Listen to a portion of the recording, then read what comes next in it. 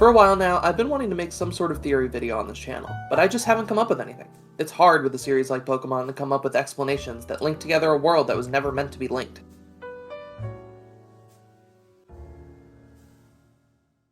But with this recent batch of games, something just felt off.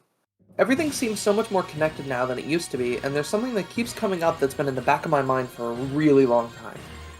Since Scarlet and Violet released, I've had this almost unhealthy obsession with Terapagos. There's just something about it that's off to me in a way that I really can't describe. Back when this channel was just starting, I had the idea to compile all of the evidence for Terapagos' existence and make it a theory, try to predict what it was going to do as part of the DLC, but it didn't work out. The DLC came and went, and despite meeting the little thing and learning some things about its backstory, we really didn't get as much as I thought we would. So I put the questions I had on the back burner, and I left them to simmer while I went on with my life. And that takes us here, to the release of Pokemon Legends ZA's DLC, Mega Dimension. Please beware of spoilers from here on out. We'll be discussing the ending and lore that we found out from the Mega Dimension story quest, so if you don't want to hear that, or want to hear it for yourself first, please go ahead and do that before watching this. With that out of the way, in Mega Dimension, we're introduced to Hyperspace Lumiose, a pocket dimension created by Rogue Mega Darkrai, which threatens to swallow the entirety of Lumiose City.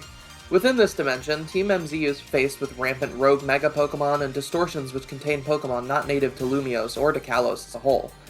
This is something we've never seen across the franchise, and despite how many Pokemon have the ability to open pocket dimensions, this is the only one we've seen which is able to support this many Pokemon, even legendary Pokemon, all at once. The reason for this, as the Rust Syndicate explains, is that Darkrai's power is to tap into the subconscious of a single person to influence their nightmares, and that broke containment as a result of Mega Evolution, spreading across the entire city at once, combining the collective consciousnesses of the thousands of people, making an amalgamation of Lumiose City which contains memories of people, Pokemon, legendary Pokemon, and places outside of the Kalos region. In one side quest, we're tasked with returning something to someone from a man within hyperspace. Upon returning it to the woman it belongs to, she reveals that it was a keepsake she lost a long time ago, one part of a matching set that she shared with her now deceased husband. This isn't even the only time someone comes back from the dead in this DLC, as in the New Moon Island distortion, in an attempt to keep us away from it, Darkrai brings back AZ through the collective memories of Karina, Tawny, and the player. Seeing that Darkrai's abilities could bring people back from the dead, although briefly, made something click in the back of my head, and my old Terapagos theories came flooding back. Terapagos, during a small side quest after the DLC ends, brings back Professor Sada or Turo from the dead, the real one, not the AI, from a time before their death. Something about these scenes was just so similar to me, but I didn't know how to connect them.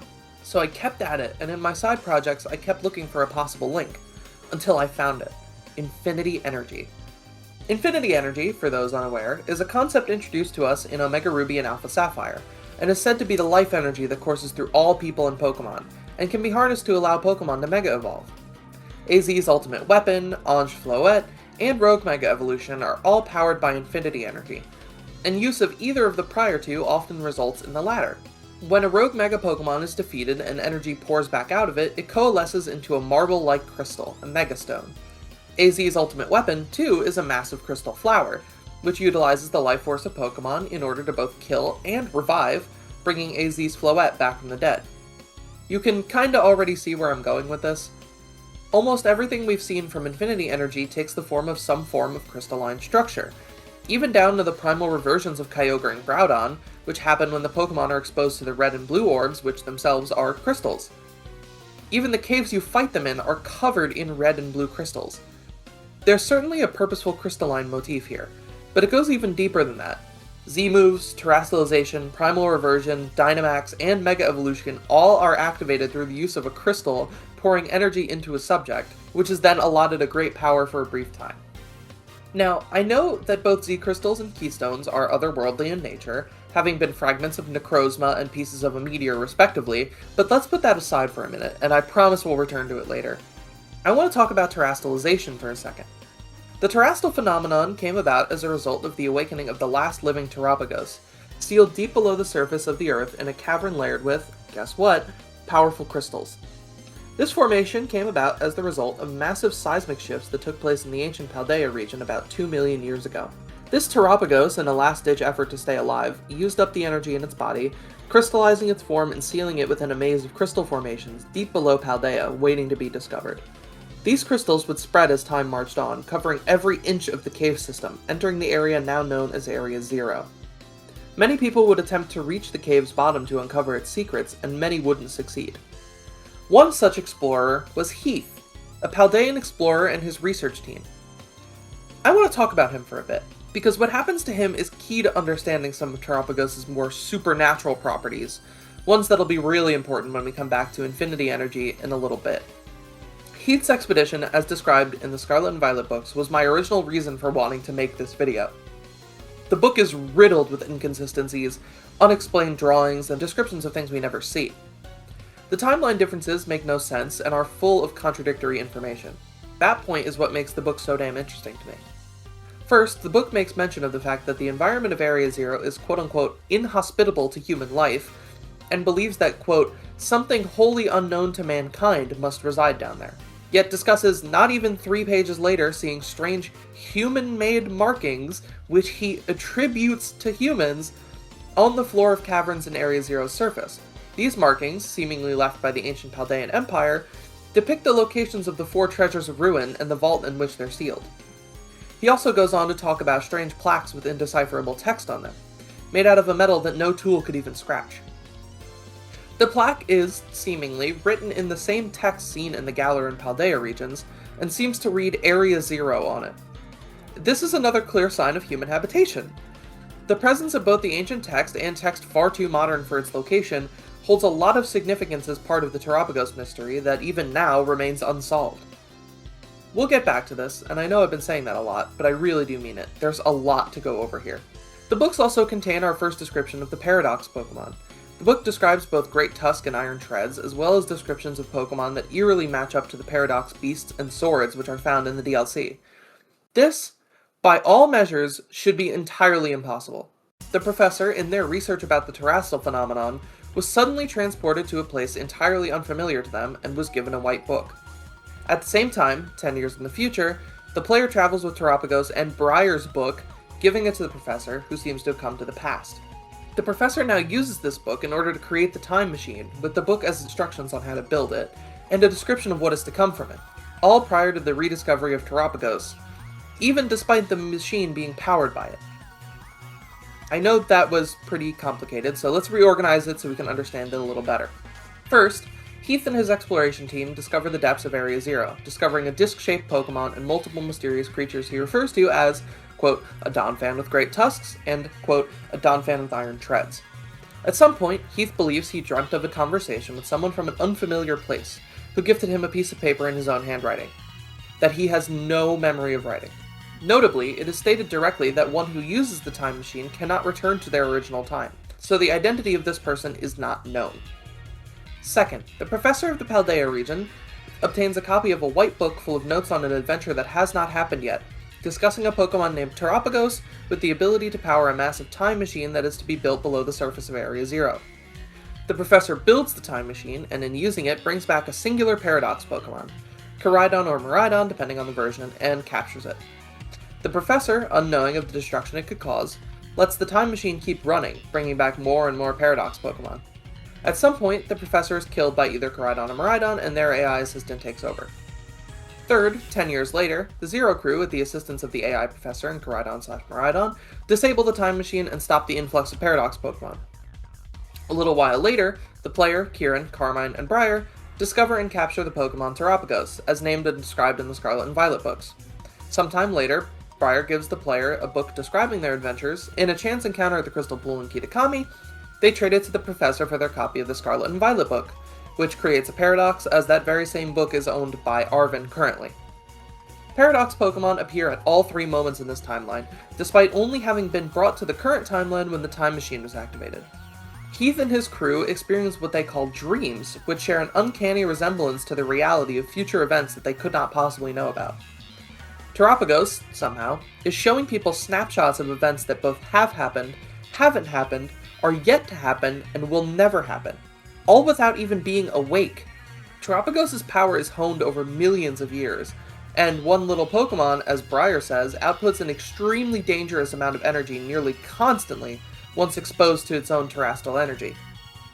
So we have a Pokemon able to subconsciously influence the world and the timeline, changing types of Pokemon, creating entirely new species, bending and warping the flow of time, and making the impossible possible.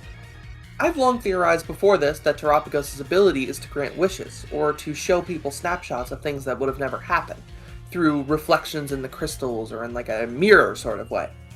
But the DLC proved that false. So, my new theory is that Terapagos' ability is control of a certain spectra of infinity energy. I know that sounds like a bit of a stretch, since the energies output by Terapagos and that of the Colosian legendary Pokemon are named differently and clearly have different powers, but I do promise I have some evidence for this. Firstly, a relatively obvious connection, the crystalline structure of AZ's ultimate weapon, the rainbow coloration of the energy, and most namely the bending of time.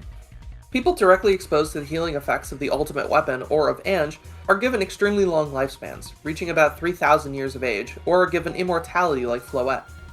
Before making this video, I thought that AZ's lifespan was a result of immortality, but with his death in ZA and his constantly aging appearance and body, including his usage of a cane and knee brace, I think that instead, AZ's experience of time was stretched out extremely wide.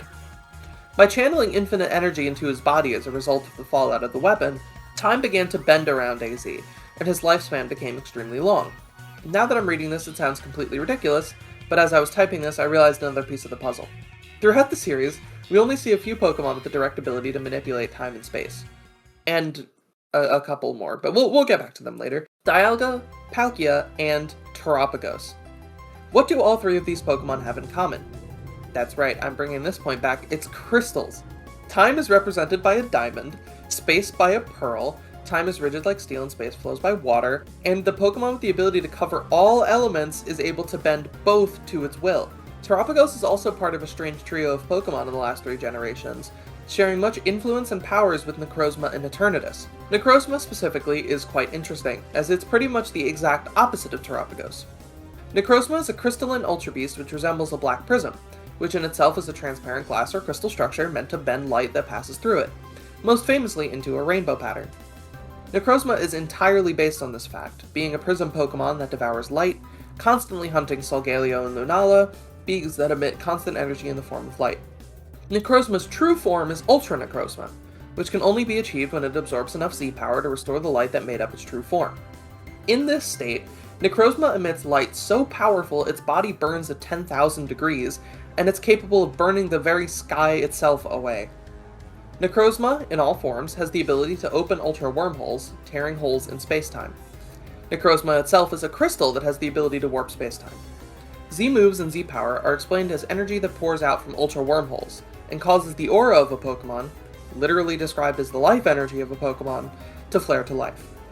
The similarities between this and Infinity Energy are plainly visible, to the point where it makes me think the matchup here is intentional, but they're named differently as they've been discovered by different people.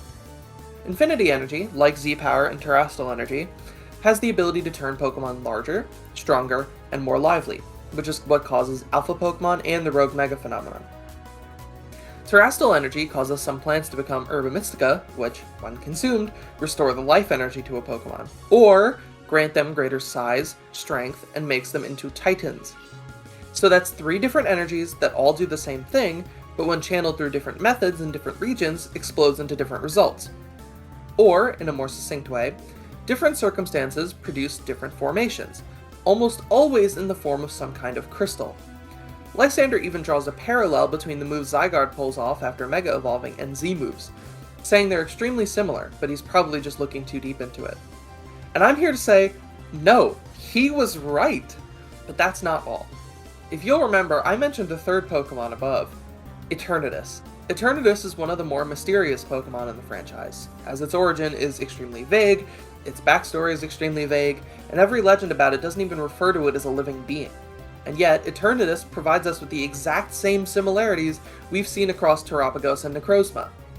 Eternitus, in its Eternamax form, is said to unleash infinite energy in the form of Dynamax energy, tearing holes in space-time around it as the storm it creates swirls in the air. As if this connection couldn't get any more damning, Eternitus' crater is placed square in the Crown Tundra, where a note can be found describing a massive wormhole above where Eternitus' meteorite was said to have landed, one which brought Ultra Beasts to the Crown Tundra, presumably seeking the same energy that continues to leak out of the crater to this day. Eternitus' body, while not directly stated to be crystalline in nature, certainly appears that way, as the jagged angles and glass-like appearance resemble Ultra Necrozma greatly. So now we have 3 legendaries, all with the ability to produce infinite energy unique to their region, all with crystal-esque designs and a unique ability which is a super powerful version of their usual gimmick, and all with the ability to distort or warp space-time in some way. But what if I told you this isn't the only similarity? That's right, there's more. Each one of these Pokemon has a connection in some form to space. For Necrozma and Eternitus, they're quite literally from space or somewhere extra-dimensional. But for Terapagos, the explanation is quite a bit more metaphorical. Firstly, Terapagos' terastallized form attains the Stellar type, a type unique to terastallized Pokemon and to Terapagos. Stellar means relating to a star or to the stars, and its signature move Stellar Starstorm makes direct mention of the stars. Terapagos' Pokedex entry for its stellar form states, "In this form, Terapagos resembles the world as the ancients saw it, and its terrestrial energy is abnormally amplified." An old expedition journal describes the site of this Pokemon buried in the depths of the Earth as resembling a planet floating in space. Terapagos is based directly on the myth of the world turtle, and its appearance is meant to invoke the idea that the world is just a turtle stacked on another turtle, and so on. So the space connection is clearly there, but what does this mean and what does it have to do with Darkrai?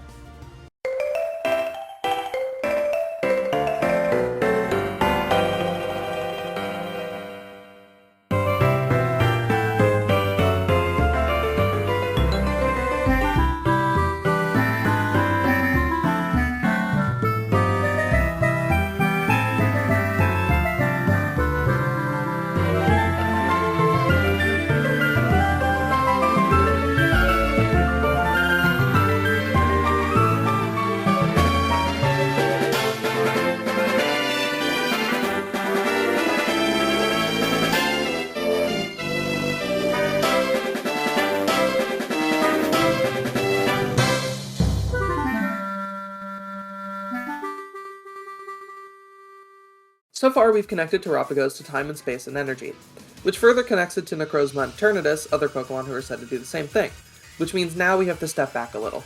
In order to connect this back to infinity energy, there has to be a connection of the Pokemon said to be able to produce and control it. Well, there is. Crystals.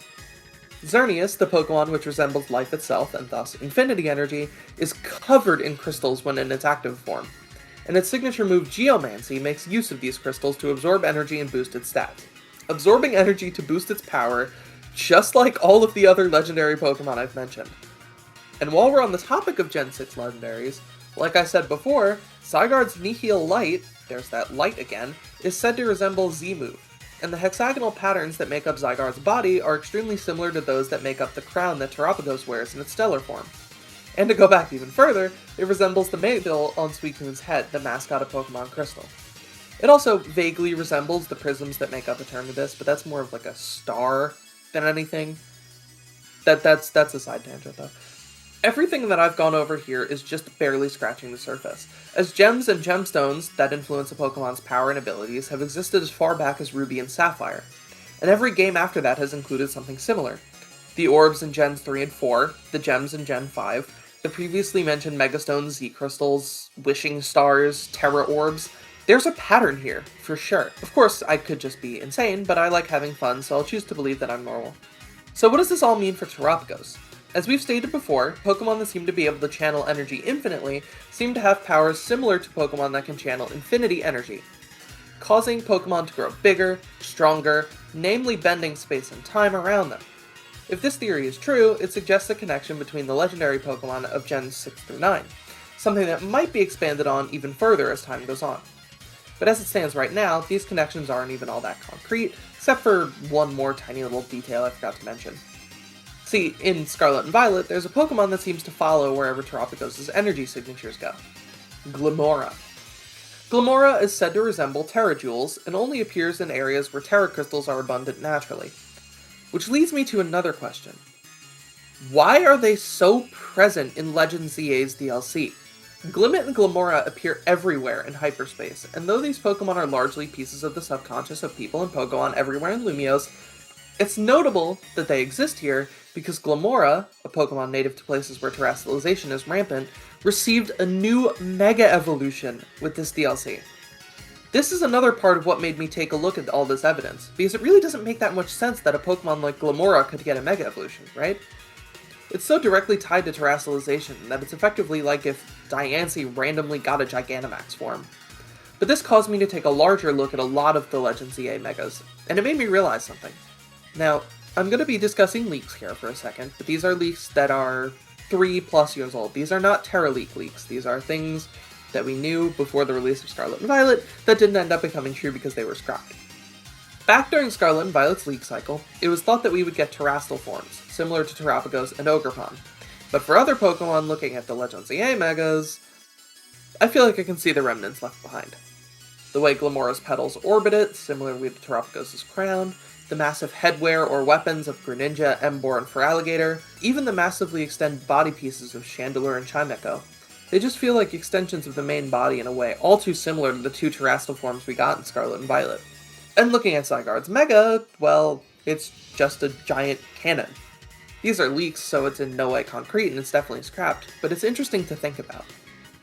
Part of me knows we'll never get a real conclusion surrounding the mysteries of Terapagos, but I still hold on to hope.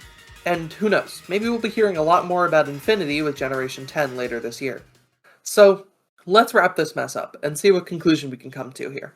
Crystals are a massive motif present throughout the entirety of the Pokemon franchise, all of which seem to emanate from a singular Pokemon with the power to warp and control pieces of space, time, and life around them.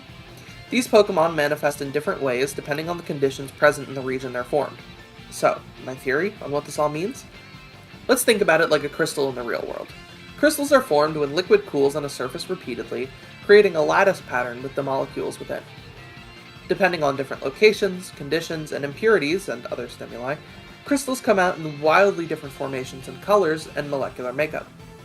I think that the infinity energy that we're told about in Gen 6 is like water, and depending on where the energy settles, it's quote-unquote pressurized into different crystals, all of which channel that light in a different way. Much like a prism splitting light into different spectra, these various crystals split life energy into various different energies that make up life.